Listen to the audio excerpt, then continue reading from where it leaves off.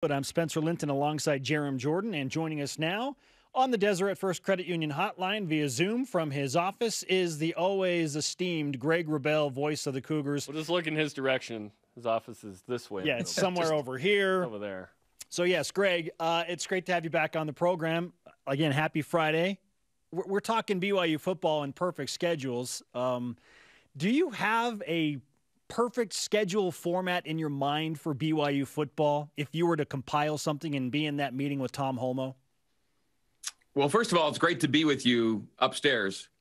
And one of these days, we're going to be back together. I can actually come downstairs. Just come down right now. We'll just move over. Just come down right now. But yeah, I was thinking, if you're going to say it's a 12-game schedule, right? So we have a nice round number to work with every year. I kind of like it this way. A third of the games against good P5s. So that's 4. Another third of the games against mid to high level G5s or low level P5s. And then a third of the schedule of gimmies, games you're going to win. And that's going to put you more or less in the postseason every year if you can manage that kind of schedule. And so that's kind of how I think. I always want to be in a bowl game, obviously.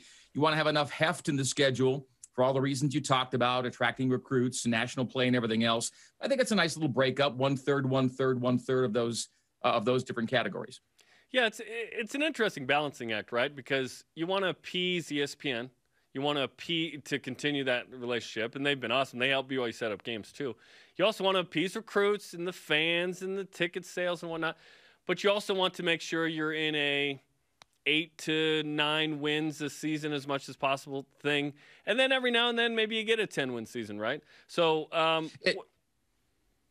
no, you're right. And we just realized you don't want the 2020 season every year. Yeah. But the best thing about it was, even without the P5s that had been scheduled, you were in the conversation in November. Yeah. And how fun was that, again, for BYU? And the thing is, the national talking heads, they didn't care about the fact that BYU didn't have the schedule it wanted, because BYU was doing the best it could and rolling people in the process.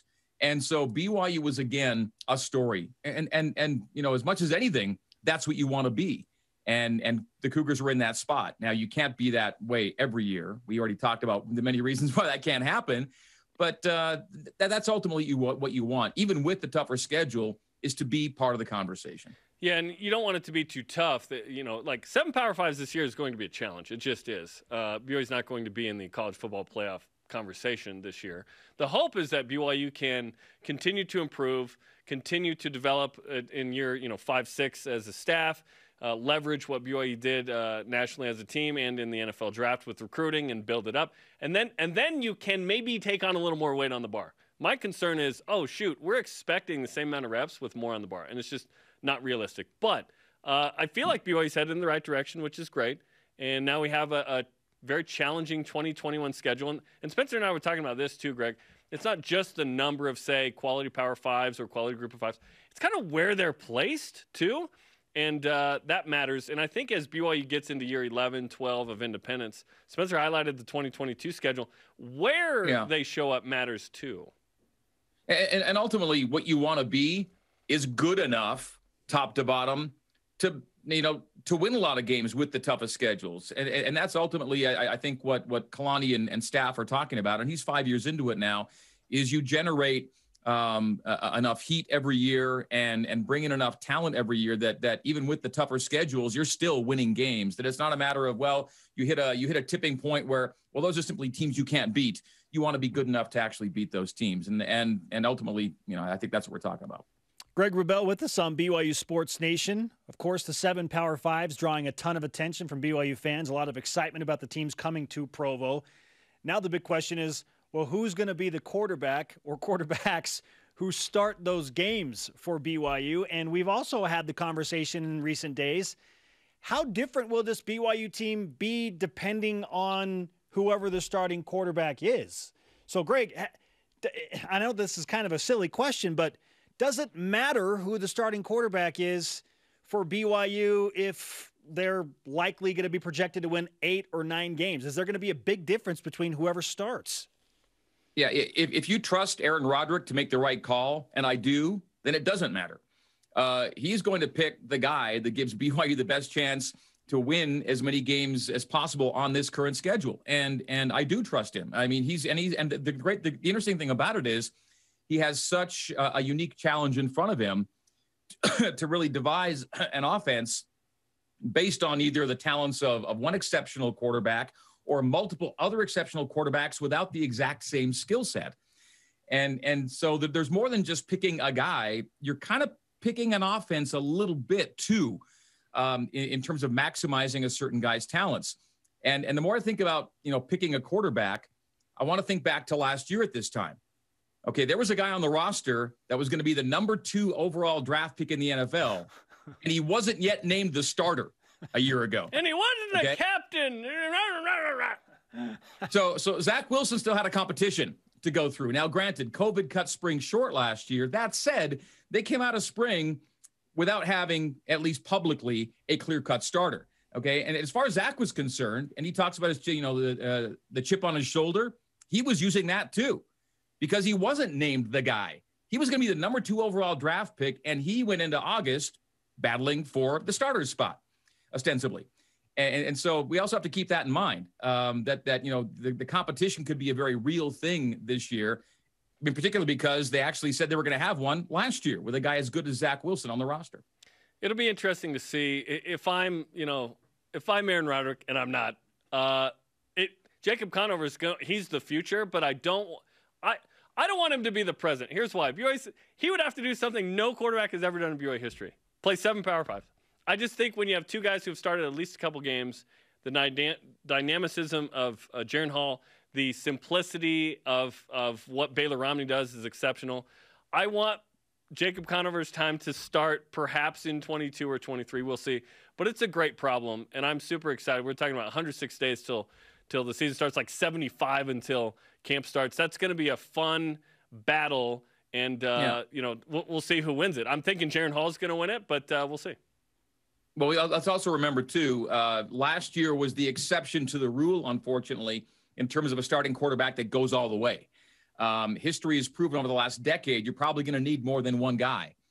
And if it's Jaron Hall starting, because of the way he plays, and we saw how he got banged up the last time he had extensive play, you're probably going to need more than just one guy. You hope that's not the case. Ideally, and again, they saw it last year, your guy on day 1 is your guy in game 12 and 13, and he takes every meaningful snap of the season. That's what Zach Wilson did.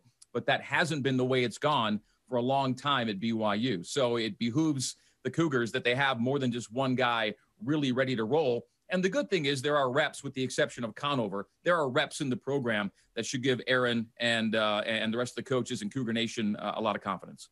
Greg Wrubell on BYU Sports Nation. Football out for the moment, basketball in. Mark Pope just signed his latest transfer, a grad transfer, Tejon Lucas out of Wisconsin-Milwaukee. Greg, what was your initial reaction to getting a much-needed point guard and one that has a backdrop of playing at Illinois and Wisconsin-Milwaukee? Well, the more T-Johns, the better. I miss T-John Karoma, and it's good that we can get that back in the program one way or the other. So I do appreciate that. When it comes to trust, I trust Mark Pope. And last year, there were a lot of questions about a COVID reconfigured roster and how all these guys would come together. And we saw just how well they did come together. And so when it comes to cobbling together pieces with a little more time together, with COVID restrictions easing up, I really do trust Coach Pope and his staff to put together another solid NCAA tournament team. And you already spoke with T-John, how impressive he came off, and he's got a resume to back it up. And so I'm excited, I'm happy, I'm pumped to see what this group, and if there are more additions to it, so be it. And if AB comes back, that's wonderful. The more, the better that way. We've got to get through football, but I want basketball season to get here quickly again too. I really, that NCAA tournament experience was so quick to me. It came and went, and I almost hardly really, kind of conceptualized or had everything settle in with how that season ended because of everything that went into it to get to that point. It was so hard and such a grind to get to that spot, and to have it be over so quickly was kind of tough. I know it was tough for me. It had to be, infinitely, tougher for the guys. I just want to get that feeling back as soon as possible. BYU baseball playing its penultimate game of the season. Yesterday we looked it up. Anti-penultimate is the third to last, or the last before the second to last. But anyway, what do you want to see about from BYU baseball in the final 2 games here? Well, a series win, right? You want to win out, so you get another series win. That would be 4 straight series wins for BYU to end the regular season. 1 win secures a conference winning record. They're not going to finish with an overall winning record, but there are some things to play for here in the last couple of days. They've already proven to be a bit of a spoiler on the road at San Diego. That was something they wanted to accomplish late in the year. Just a few more clutch hits, a couple of solid pitching outings from Sterner and Roby today and tomorrow. And I think Coach Littlewood can be happy with the springboard he gives his team going into 2022. I think the future for this group is pretty bright. They lose some important pieces, but I think the nucleus coming back for BYU is really encouraging. And again, you go into Friday having lost Thursday, knowing that a series win is still in play, and that's what they're shooting for. You can listen to Greg on 107.9 FM locally in Utah, or on the BYU Cougars app nationally for the Batcats tonight in Game 2 against the Waves. You can watch it on the BYU TV app. Greg, always nice to talk football, basketball, and a little baseball with you. Yeah, I'm looking downstairs at you guys. We're waiting. We'll see you upstairs in a minute. Oh, we got the Canadian National Anthem back. It's the perfect way to send the coolest Canadian off. Thanks, Greg. Friday. Thanks, Greg. The voice of the Cougars on the Deseret First Credit Union Highline. Deseret First, you know why, we show how. Okay.